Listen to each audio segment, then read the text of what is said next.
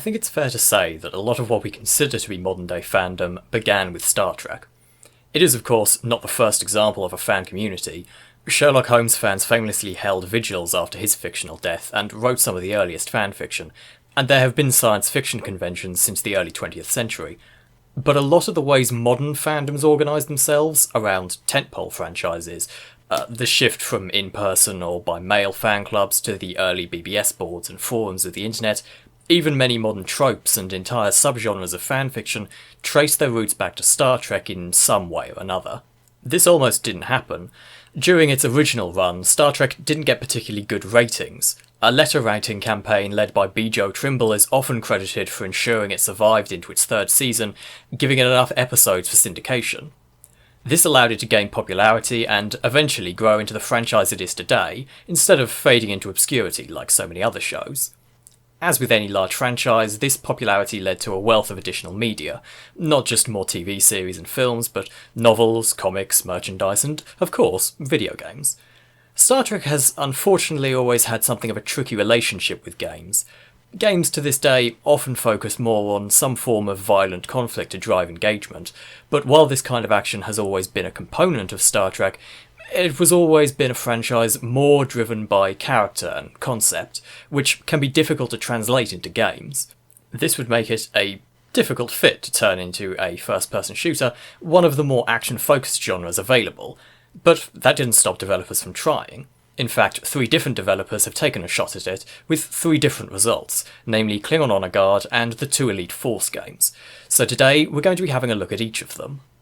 Developed and published by Microprose in 1998, Star Trek The Next Generation Klingon Honour Guard is arguably not actually the first FPS released under the Star Trek license.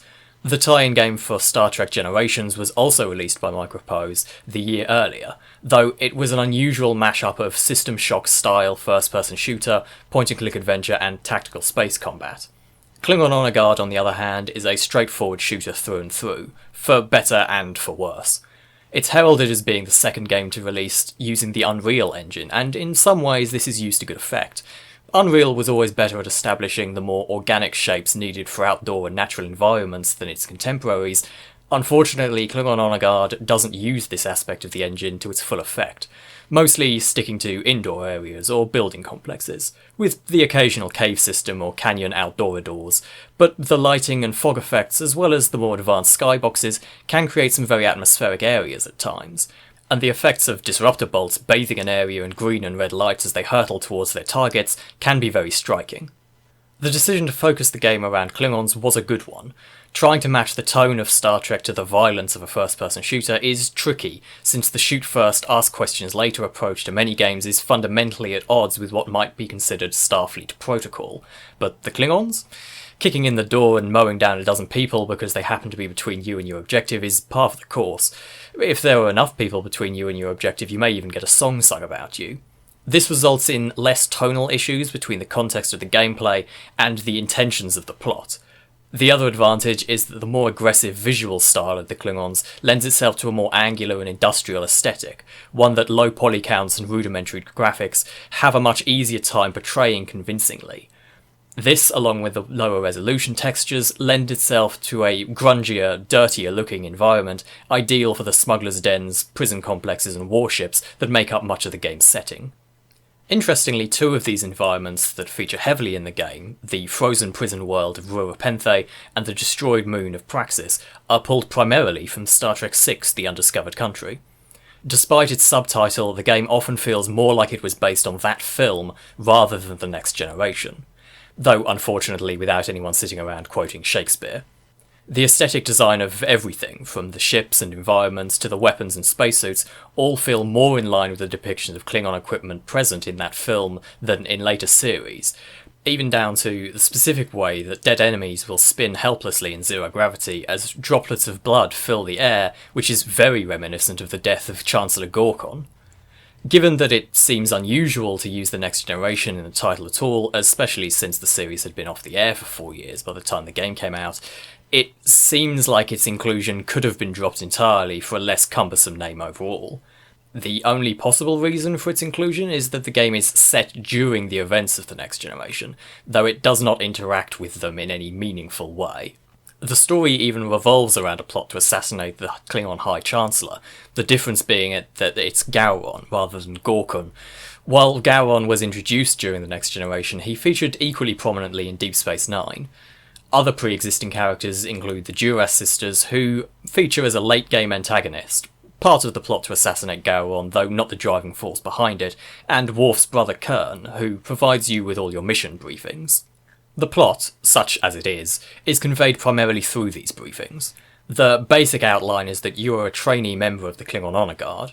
During your training, there is an assassination attempt against Gowron, and over the course of the game, you will follow one lead after the other to find out who was behind the attempt and kill them. The briefings do an alright job of keeping things moving and helping to understand what you're meant to do in a mission, at the very least, if not what's happening in the overarching plot. Or they would.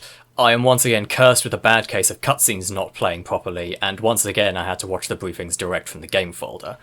Actually, the curse seems to be getting worse, since this time around none of the music played either, but that's what I get for trying to play old, long-abandoned games on modern hardware.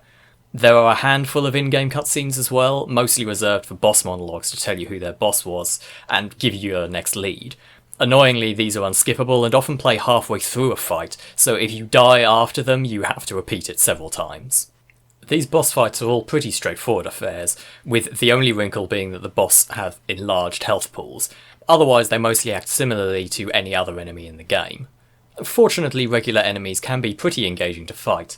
Some will try to dodge your attacks, enemies will take a few final shots at you when they die, or sometimes they'll even play dead and get back up when you're not looking. I even saw guards kneeling down over dead bodies they found when they weren't aware of me yet, which is a surprising level of detail for 1998.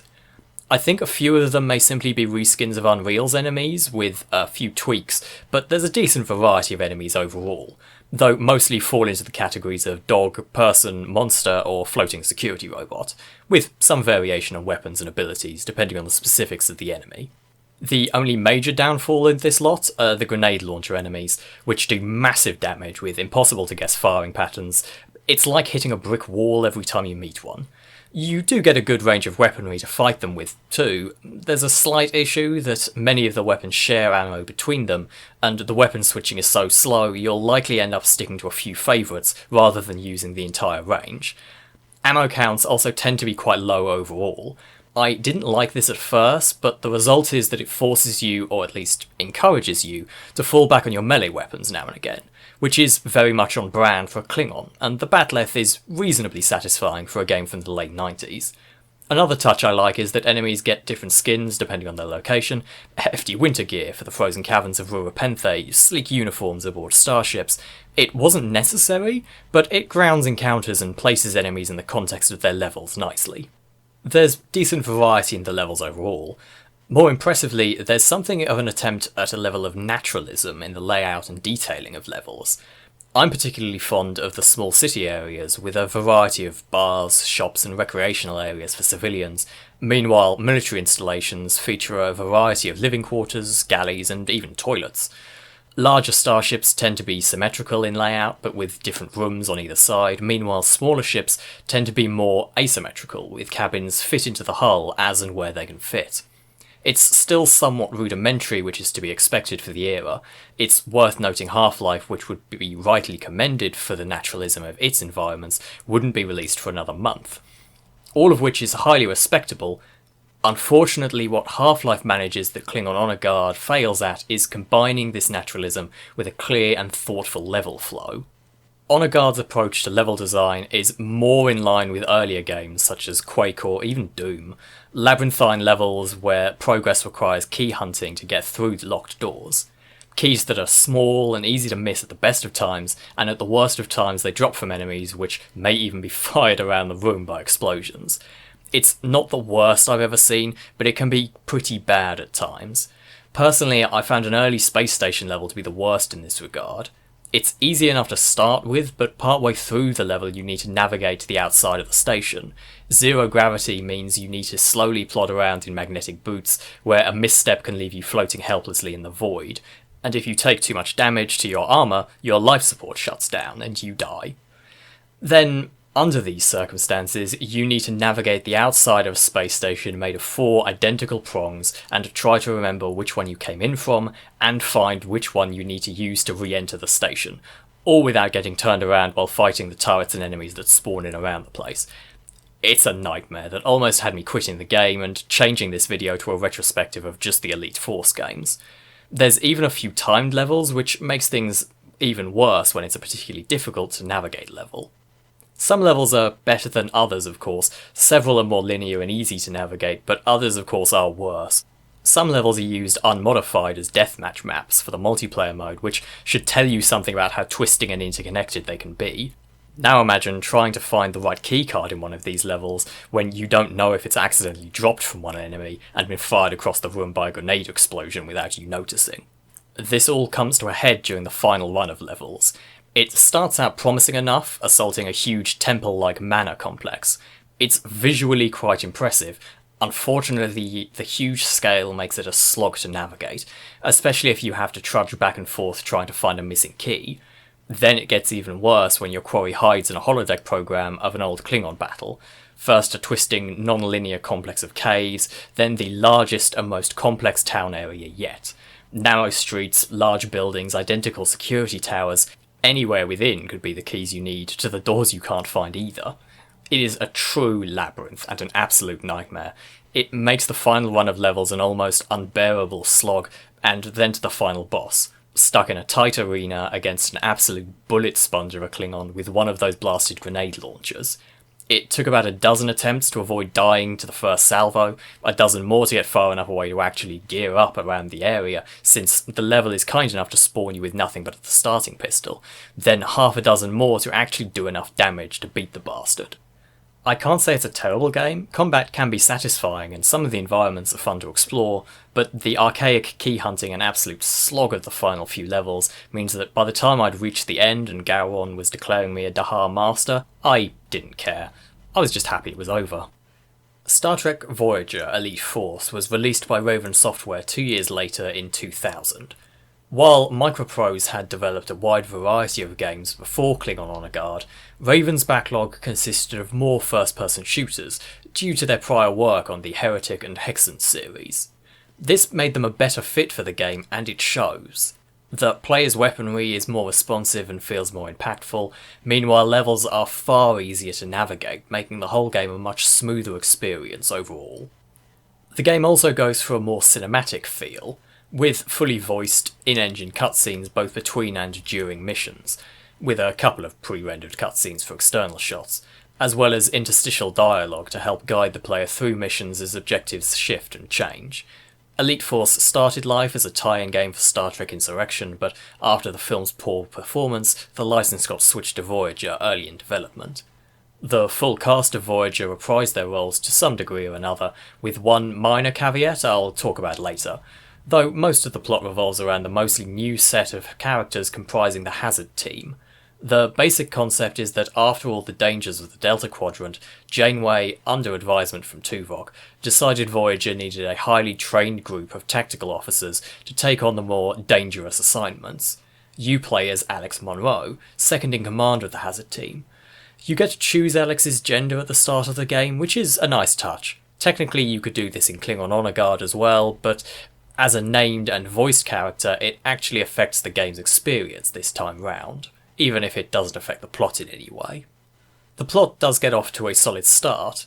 After an initial mission running a simulated training scenario on a Borg cube, Voyager comes under attack from a strange ship. While the ship is destroyed, the explosion transports Voyager to an unknown region of space full of derelict ships, with most of its systems disabled by a dampening field. It's a good setup that feels very on brand for an episode of Voyager. Funnily enough, a very similar setup would actually be used in the episode The Void in the final season of Voyager, though there's no indication it was actually inspired by this game. You briefly defend Voyager from scavengers raiding parties before getting out to gather information about Voyager's predicament. Missions are instantly more navigable and better paced than in Honour Guard. Dialogue always makes it clear what your current objective is, and the level design makes it equally clear how to achieve that. You don't get bogged down in key hunts or get lost in convoluted mazes. While there is plenty of downtime during the missions, it's done for pacing purposes. Most major missions will start out relatively quiet, growing in intensity as the mission progresses, meaning that the pacing is great both overall as well as on a mission-by-mission basis. Combat too is greatly improved. Enemies tend to go down in just a few hits, which makes weaponry feel more satisfying to use, though individual enemies don't tend to be as interesting to fight. While enemy rosters will change from level to level, and there is a mix of ranged and melee-focused enemies, there's nothing particularly interesting about enemy tactics. Though, despite this, the combat does still feel satisfying overall. Unfortunately, now you're on a Starfleet vessel, laying waste to everything in your path doesn't feel exactly on brand anymore, and some of the strange alien weaponry you use doesn't help with that.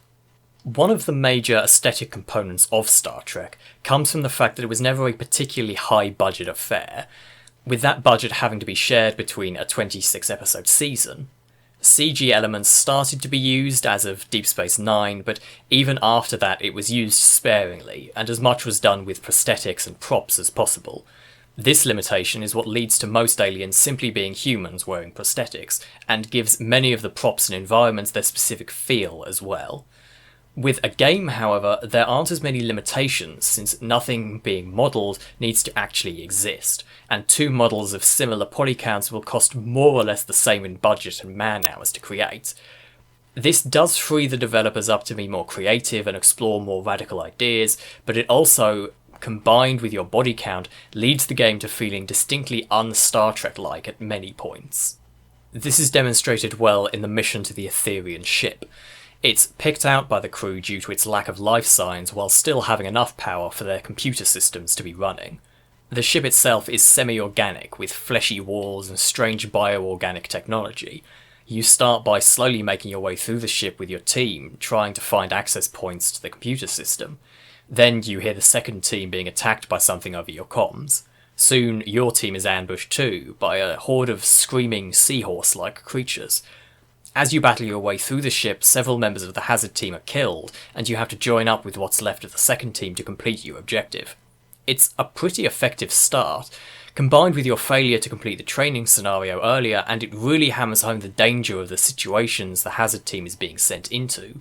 The problem is that there are large parts of this mission and later missions that visually and tonally would be hard to tell it's a Star Trek game. This is an inherent problem with adapting it to a shooter in the first place, but despite this being the better game, Honour Guard using part of the source material that fits better with a shooter's priorities made it a more convincing piece of Star Trek media. There's a 2-part episode of Voyager I particularly like called Year of Hell. In it, the Voyager crew are scattered, and the ship is left in ruins, and any hope of them getting home is lost. It's a pretty dark pair of episodes, undercut by the fact that the entire arc gets reset by time shenanigans at the end, so none of it ever happened. It's still a worthwhile watch, the character work is still valuable, and it's readily apparent why they couldn't continue with events as they unfolded, but it's still a little disappointing to have those consequences undermined. Elite Force does something similar with this mission, when it is revealed that actually these screaming monsters running at you down a corridor were just trying to communicate. Everyone they killed is actually transported to a stasis pod, and they're fine. And everyone you killed teleported away at the last second. Everything's fine. No harm, no foul. The Etherians are even willing to share all of their knowledge of this region of space with Voyager. While I realise having the team fail this early is necessary for both the team and your character's arc throughout the game, the consequences being so heavily undercut so early on does leave a lasting impression that nothing bad will happen, and this can bring down some of the rest of the game. Bad things do happen with the rest of the plot, some people do die, but even then it's the one annoying arsehole on the team, so it's not a big loss. The Etherian ship may have seemed tonally inconsistent with the rest of Star Trek, but the scavenger base that follows it is a standout mission to the contrary.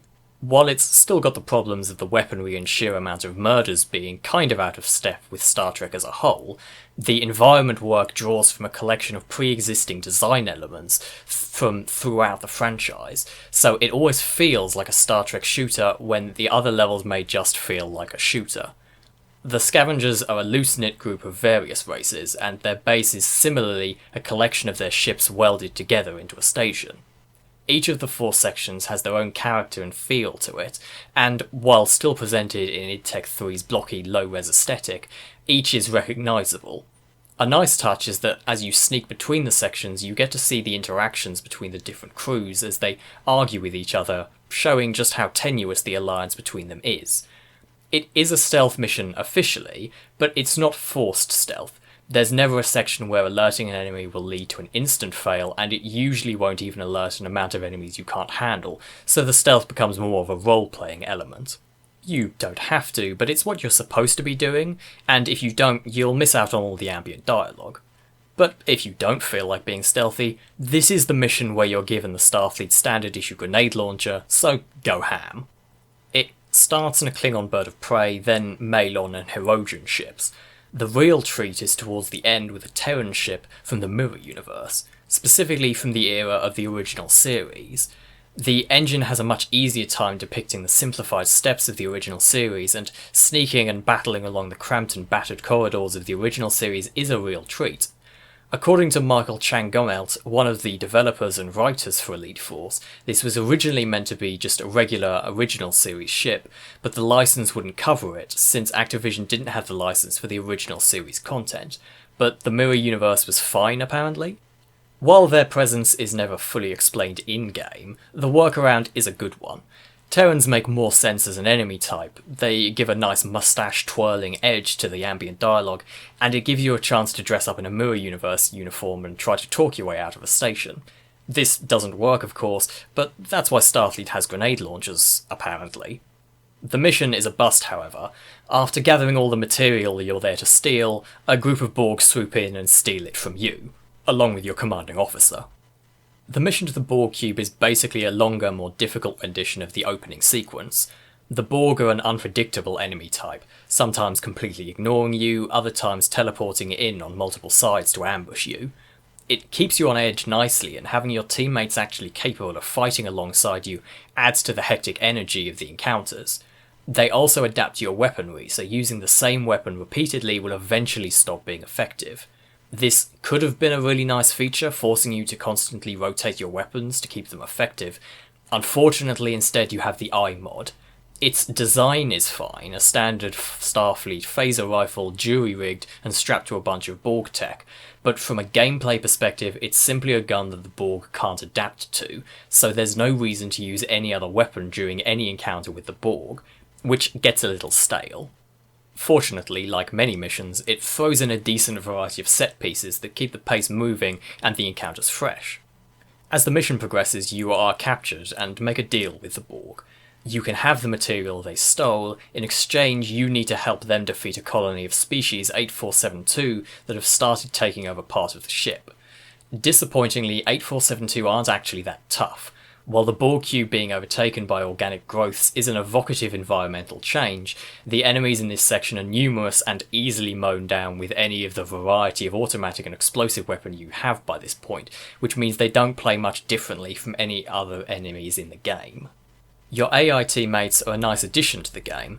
While there are plenty of encounters where you set off on your own, often you'll have a few members of the Hazard team with you. They're actually not too bad in combat either. You'll still be doing most of the heavy lifting, but it never feels like you're just dragging them around, and it sells the sense of being a team nicely.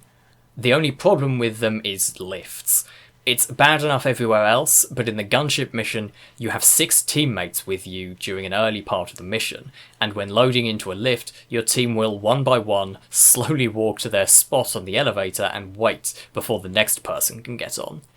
It's the one huge problem with them that actually drags down the pacing of some areas, especially the otherwise quite good gunship mission. Well-paced, nicely escalating drawn through a mostly automated ship designed as a single giant weapon, the kind of idea that actually would make quite a good centerpiece for an episode. Between most missions you get to spend some downtime aboard Voyager. Some of these are just long enough to get you to the next briefing, but most will let you wander around a deck or two, listening into conversations and talking with other members of the Hazard team and crew. This works well at developing characters, especially Alex's relationship to the rest of her team members, throughout the game. You'll often get an optional holodeck mission to test out any new weapons you picked up in the last mission or are being allowed to use in the next. These consist of a short, eliminate all enemies mission on one of the multiplayer maps, but it's playful enough to pick some of the stranger maps, an Old West town or a medieval castle, for example. Sometimes these sections can be a little unclear as to what you need to do to actually progress to the next mission, but usually they offer welcome breaks and tie the campaign together nicely. The expansion pack released a year after the base game focused on this downtime experience between missions. It consisted of 3 major components. The first was additional maps and modes for the multiplayer, which is nice if you enjoyed its specific brand of Star Trek flavoured Quake 3, but certainly isn't essential. The second was the reintroduction of Jeri Ryan as 7 of 9. In the base game, she was the only cast member unavailable to voice her character, so the role was played by Joan Budenhagen instead. With the expansion, Jeri Ryan was brought in to re-record all of 7's dialogue, completing the cast.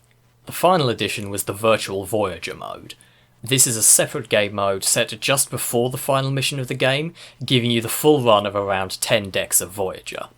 Every deck featured in the main campaign is available and often expanded upon. You can explore, gather collectibles, interact with the crew, and there's personal logs and library computers scattered about to get more insight into the characters and events of the plot. There's plenty of little Easter eggs and interactions scattered around the ship, like the transporter that lets you visit the bored crewmen stuck on Deck 15, or the self-destruct button on the bridge that lets you blow up the ship. There's also a few new holodeck programs, the major ones being a short training mission set in a Klingon outpost, and a 2-map mission based on the Captain Proton holodeck programs that Tom Paris was so fond of, complete with laser gun and grayscale graphics. It is, all things considered, an incredibly slight addition to the game. Purchased separately as it was back in the day, I'd likely be disappointed in it, but as it's included with the modern digital distributions, it's quite a nice little addition that's worth wandering around in for an hour or two, even if you'll almost certainly be finished by the 3rd. The final mission of Elite Force is the one the whole plot has been building towards. Unfortunately, it's also the one where everything is finally revealed. It would have been nice to space the reveals in this final mission more evenly throughout the game. As it is, backloading the central plot like this makes the narrative as a whole feel unbalanced, like a series of disconnected episodes rather than acts of a single episode. Here's the deal. At the centre of the ship graveyard, emitting the dampening field, is a large station that comes to be known as the Forge. It was constructed and is controlled by an entity called the Vorsoth. They have been sending out probes, and anyone strong enough to destroy it gets transported to the Forge, where eventually their ship is dismantled to help build the Forge, and their crews dissected and used to further improve its genetically engineered warriors. It all feels a little abrupt, made worse by all of this being communicated to you by the Vorsoth occasionally interrupting to psychically exposit more plot at you between firefights. The Forge and the enemies within often feel particularly out of place for a Star Trek property, but the mission itself is solid with a good mix of enemy types and encounters, with the minor exception of the final boss. You fight an arena full of respawning enemies for a bit before fighting the Vorsoth itself by circle strafing and launching rockets at it. It's a slightly anticlimactic ending, far more video gamey than anything else that appeared so far, but it doesn't do much to detract from the game as a whole. Overall, Elite Force is a good game. It suffers at times from feeling more like off-brand Quake than on-brand Star Trek, but the actual combat is well executed, and the overall plot and writing is serviceable. It's certainly much easier to go back and play than Honour Guard was, even if at times it felt less in step with its source material, despite being based more directly upon it. Raven Software wouldn't work on the sequel. They would go on to develop the later Star Wars Jedi Knight games, Jedi Outcast and Academy, as well as Quake 4, eventually becoming a support studio for the Call of Duty franchise. The sequel instead would be given to Ritual Entertainment, a less prolific developer but still one with a proven track record, from the first expansion to Quake and Sin, a lesser known shooter that, like so many others at the time, would be overshadowed by the release of Half-Life. Star Trek Elite Force 2 starts similarly to the first game, in a fight against the Borg. Not a simulation this time, mind you, it's during the events of the final episode of Voyager. Starting this way provides a good opportunity to compare the games side by side in both terms of gameplay and visuals. Graphically, it is a massive step up. It was only released 3 years after the original in 2003 and uses the same id Tech 3 engine, but Ritual did a huge amount of work modifying and beefing up the engine, and it shows. The level of detail and general design means it no longer looks like a Quake 3 rendition of a Borg cube, it's just a Borg cube. Here and throughout the game, the visual design feels much more in line with what you would see in the series or films, which grounds the entire game in its setting much more firmly than the first game did. Gameplay changes are also noticeable. Movement is a little slower and weapons are a little less impactful, but it makes combat feel more deliberate than the first game, which also matches the tone of the source material more naturally. Your teammates have also been tweaked slightly. They feel slightly weaker in combat, but they navigate the levels much more smoothly, and they can all pile onto a lift at the same time, so it's a massive improvement overall. The iMod is back, but the game is smart enough to disable it for a large chunk of the level, forcing you to juggle weapons. Unfortunately, so early in the game your weapon selection is limited, so it just means the Borg only adapt to the first few weapons you use against them. You don't ever face the Borg again though, so it's a less noticeable problem this time around. What is more noticeable though is the in-mission pacing.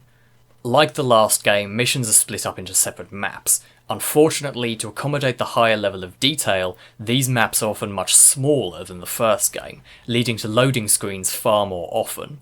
Furthermore, there's more of a tendency to use in-mission cutscenes when previously they might have used background dialogue. Together, these end up giving many missions a staccato rhythm which can be frustrating at times and can feel unsatisfying. Starting during the last episode of Voyager of course means that Elite Force 2 isn't a Voyager game after this point. Returning to Starfleet headquarters, the Hazard team is split up and Alex Monroe is assigned to train cadets in small group tactics at the Starfleet Academy. After wandering around the grounds a little, which is a great space, the work Ritual put into the engine allows for a real nice outdoor area that wouldn't have been possible in the previous game. There's a 2-year time skip. You have a brief simulated training session with one of your cadets, after which none other than Captain Picard arrives, and he was so impressed by my ability to accidentally set myself on fire in an air duct, he recruits Alex and your cadet, and most of the original Hazard team for the Enterprise E. This isn't a full cast game like last time though. The members of the Hazard team return of course, with 1 or 2 changing actors, but beyond them the only characters from the shows appearing are Patrick Stewart as Picard, Tim Russ as Tuvok, who's present to help integrate the Hazard team to the new ship, and Dwight Schultz as Lieutenant Barclay, a small role but a fitting inclusion given his involvement in both Voyager and the Next Generation. The shift back to the Alpha Quadrant does of course mean you have more access to Starfleet equipment, which the Arsenal takes advantage of. In fact, there are only a few alien weapons in the entire game, so most of the weaponry you'll be using matches the established Federation aesthetic better than in the first game, even if the tone is further off in some ways.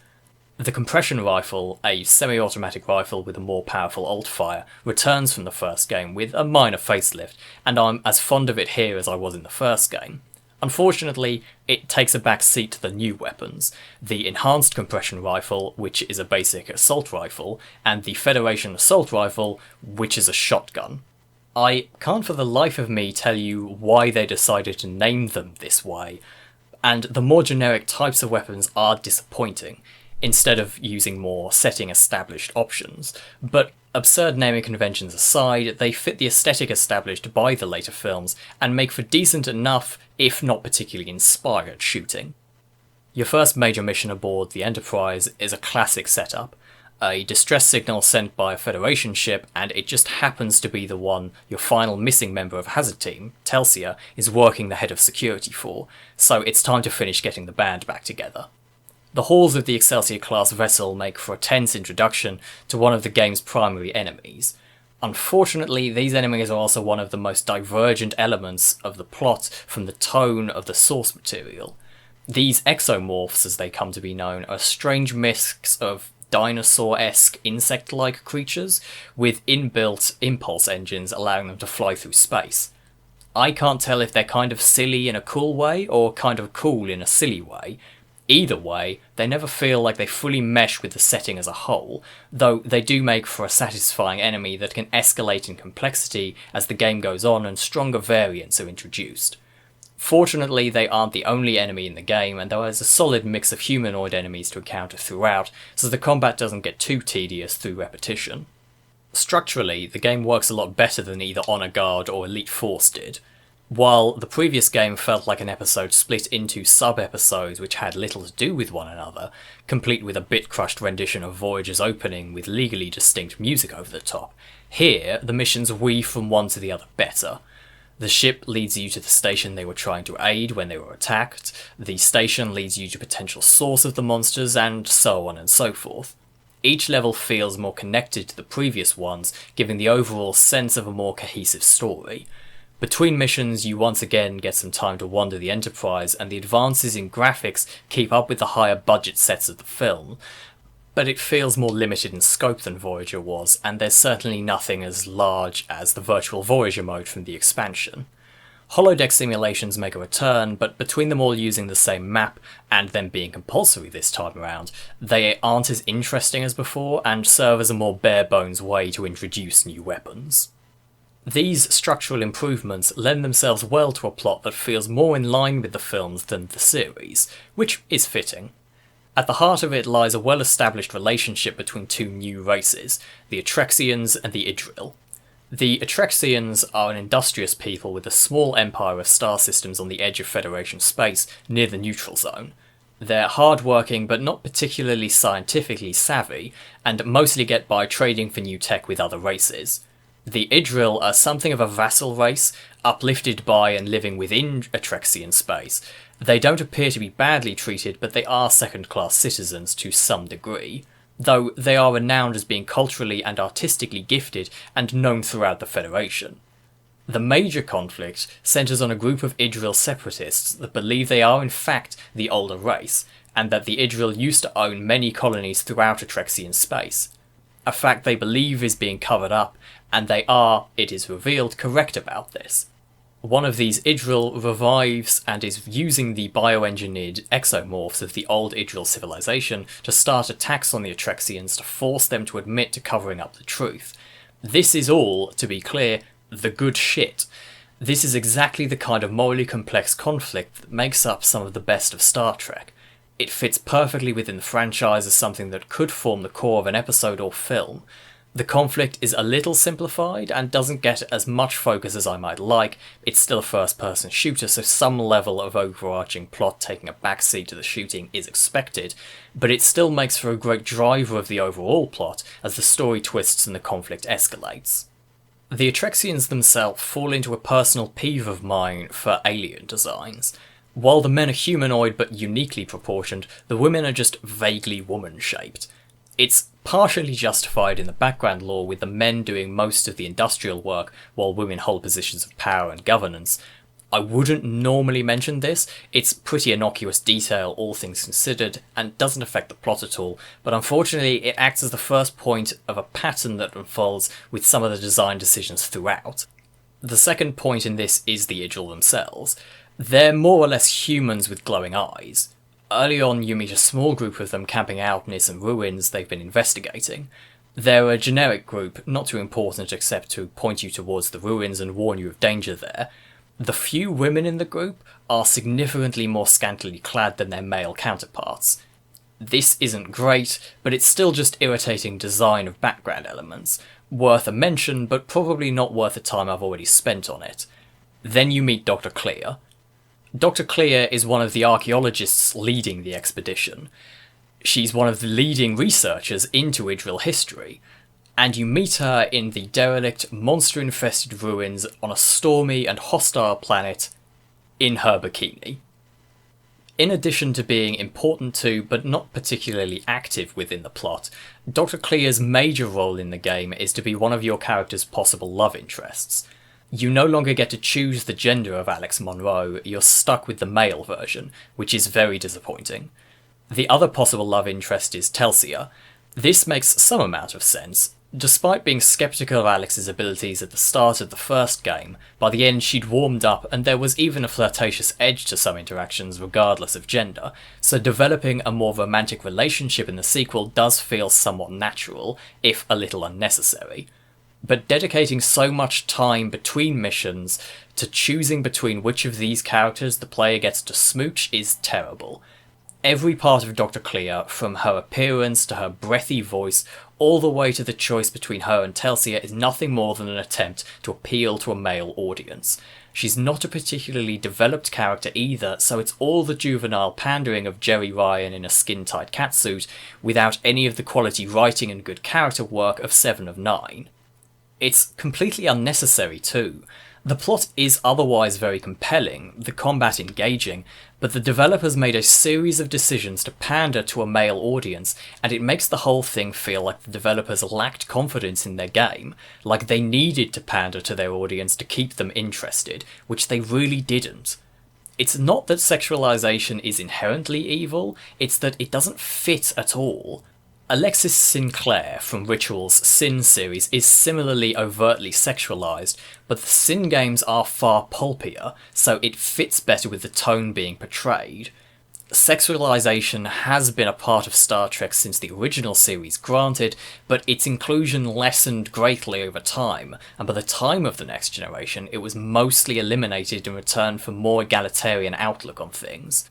Even when there was still sexualized characters, it was far more subtle than it is here, so it feels completely out of place.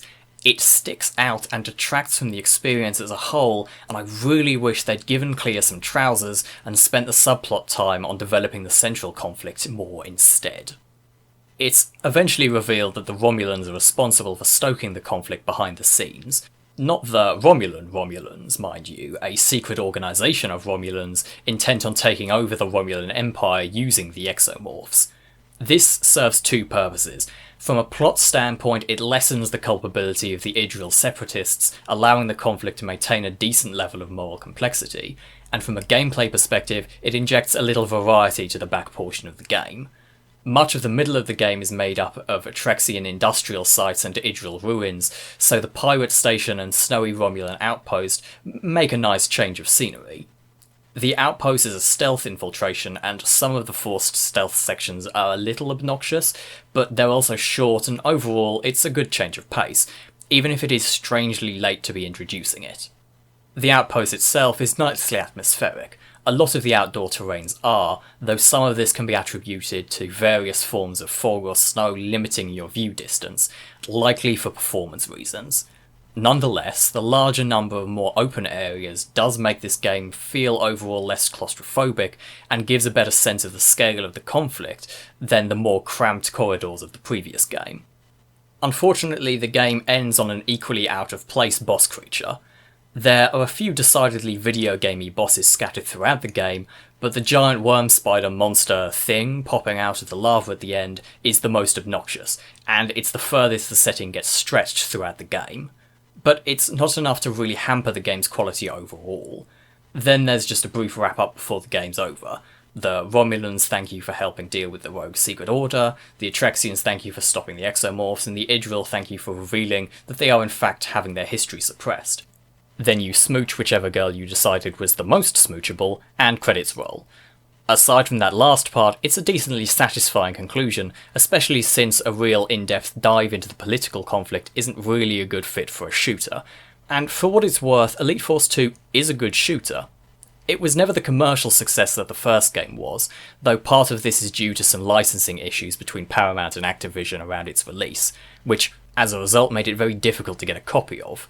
These days it's available much more widely on digital platforms, and it is, despite my misgivings, a very good adaptation of the license to a first-person shooter, despite falling into some more gung-ho action movie tropes at times.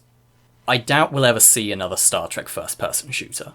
Star Trek isn't the cultural juggernaut it once was, and the high cost of game development, combined with corporations' relatively tight control on their intellectual property, makes it unlikely they'll greenlight production of something so outside that brand identity.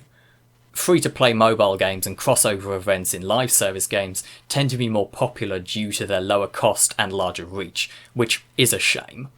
Honour Guard may not have been a great game, and the Elite Force games may never have managed to fully integrate the best parts of the underlying setting, but the creative instinct to try adapting the setting to other mediums and genres can still be a valuable endeavour.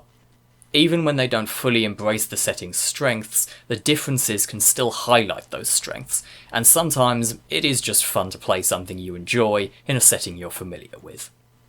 Thanks for watching.